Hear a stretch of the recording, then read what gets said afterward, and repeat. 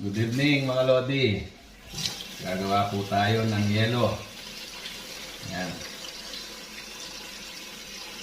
Para po may maibenta tayo, sayang yung konsumo ng kuryente sa refrigerator. Ayan.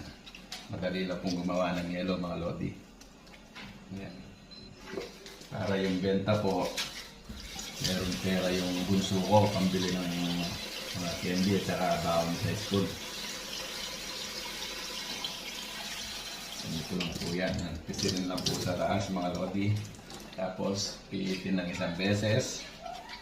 At itali. Mga Lodi oh.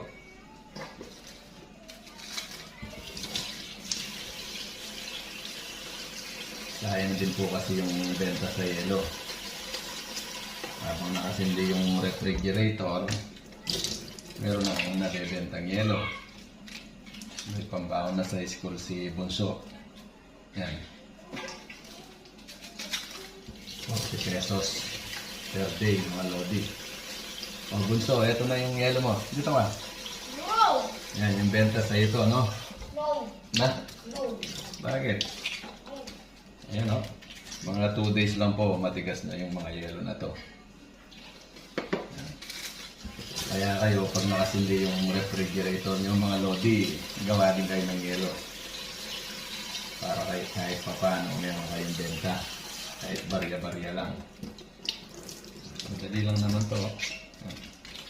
Isang piit lang, tapos itali mga Lodi.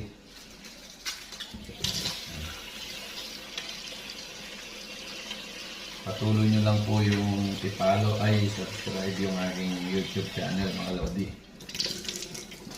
At pa-like, comment, and share.